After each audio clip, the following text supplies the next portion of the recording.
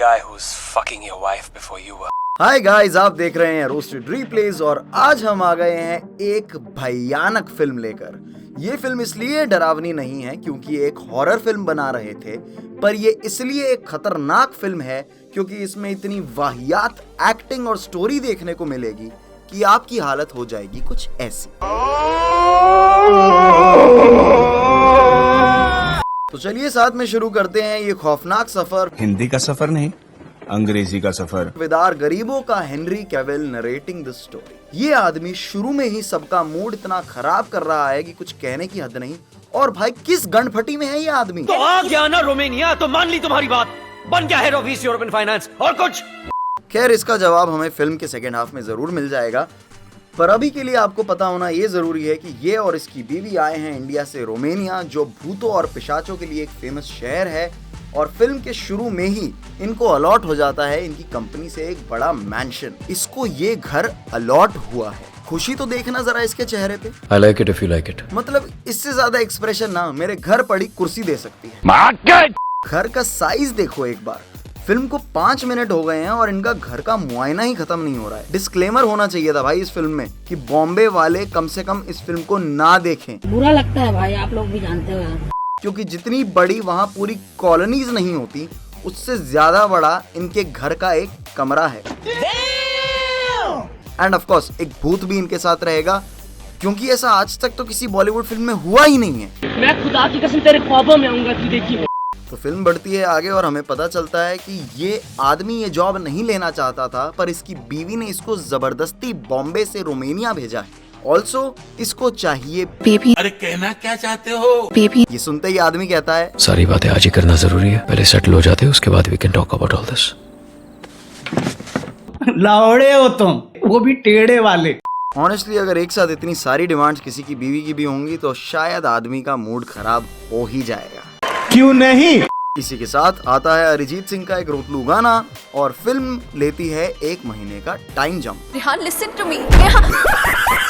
इस फिल्म की टाइमलाइन थोड़ी फक्ड अप है और डायरेक्टर शायद फूक के बैठा हुआ है, क्योंकि किसी भी सीन के बाद एकदम से कुछ भी होता है, या ये कहे कि किसी और की लेकर आते हैं। जैसे इस 1 महीने के टाइम जंप के बाद हम देखते हैं कि शाइना करती है रेहान को फोन और बोलती है प्लीज मेरी हेल्प करो रेहान, हेल्प मी, बहुत भूत में हूं मैं। और रेहान वहाँ पहुँचता है और देखता है ये।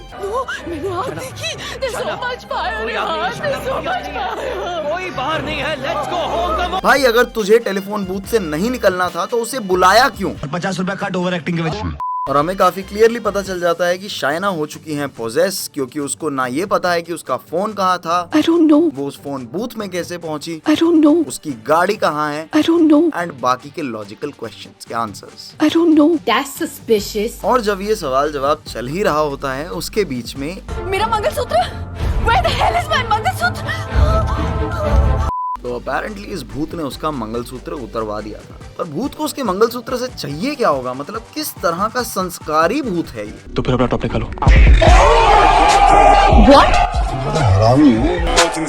खैर, अब अगली सुबह ये बैंक का एक इंटरनेशनल एम्बेसडर जाता है सुबह सुबह मंगलसूत्र ठीक कराने। एंड तभी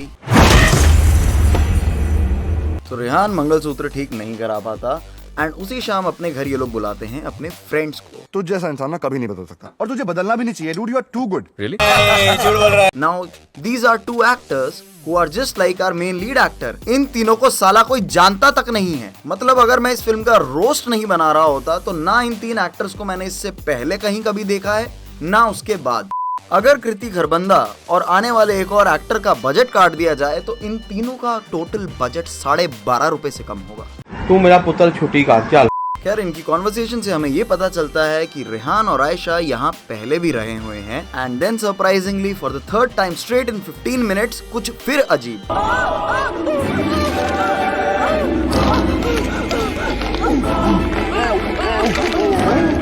और अगली सुबह ऑफिस में जब रेहान को ये रियलाइज होता है कि मंगलसूत्र उसके पास नहीं है तो वो बौखला जाता है। पर उसी के साथ उसको दोबारा आता है पुलिस से एक फोन, एंड फिर एक और अलग चीज देखने को मिलती है। I'm feeling so hot।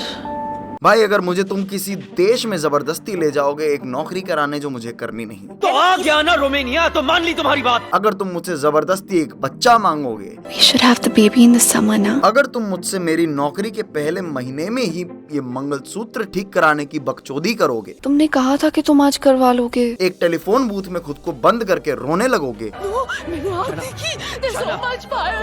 और अगर मैं घर आऊँ तो -10 डिग्री की सर्दी में टेबल पे नंगे लेटे होगे, कुछ नहीं संभाला जाता तुमसे।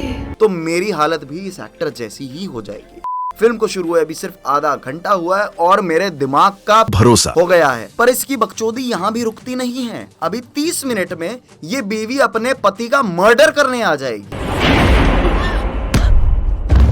और फिर जब वो अपने दोस्तों को ये बात बताता है कि उसकी बीवी स्ट्रेंज बिहेव कर रही है, तो इस औरत का जवाब सुनना जरा। रेहान, लेकिन स्ट्रेंज तो तुम दोनों ही बिहेव कर रहे हो। तो वो उसके साथ सो नहीं रहा है और वो उसका खून करने को रेडी है। थोड़ा फर्क है दोनों में।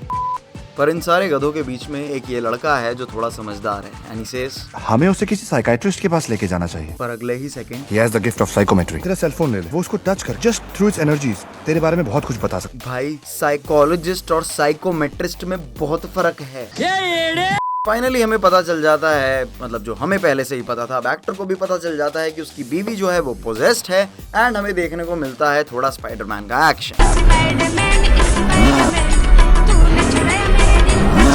और ये साइकोमेट्रिस्ट हमें बताता है कि एक्चुअली 1 महीना पहले हुआ क्या था। और इसी के साथ एंट्री होती है चुम्बेश्वरी इमरान हाशमी की। तुम उसे उस कैमरे में कैप्चर नहीं कर पाओगे। जो हमें पता चलता है इनकी स्टॉकिंग एक्स बॉयफ्रेंड थे, एंड अभी ने भूतों से बचाएंगे। और ये बताता है कि रेहान ने किसी का खून किया है। इसी के साथ हमें देखने को मिलती है बहुत सारी हॉरर फिल्म वाली चीजें, जैसे कि कोई एक जिप्सी वुमन, बहुत सारे जानवर, कुछ ऐसी चीजें जो होनी नहीं चाहिए पर हो रही हैं, जैसे कि इमरान हाशमी बीइंग इमरान हाशमी। एंड यहाँ पे उस बंदे की साइकोमेट्री हो गई थी इंटरप्ट, इसलिए इसके आगे की कहानी अब इनको किसी और तरीके से जाननी पड़ेगी। तो उसके लिए आपको देखना पड़ेगा बहुत ही वाहियात CGI।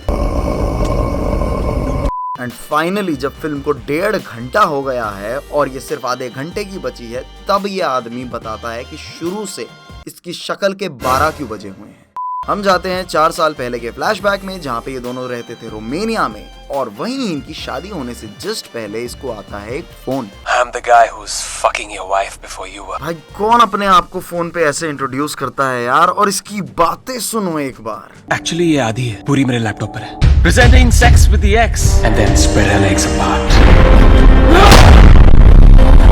तो अब पहुंच जाती है फिल्म अपने फाइनल फेज में, एंड यहाँ पे बस इमरान हाशमी को इसकी बॉडी से निकालने की जरूरत है, which is very weird, because Imran Hashmi अगर एक औरत की बॉडी में घुस जाए तो हम सबको पता है उसके आगे क्या होगा। I don't know.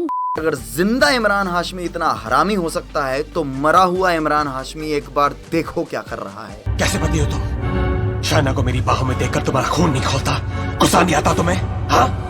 मतलब आज तक जितना कमीनापन हमने इमरान हाशमी का देखा था, मुझे लगा नहीं था कि उससे ज्यादा इससे कुछ करवा सकते होंगे। ऑफ कोर्स इमरान हाशमी को उसकी बॉडी से ये लोग निकाल लेते हैं एंड फिल्म हो जाती है खत्म।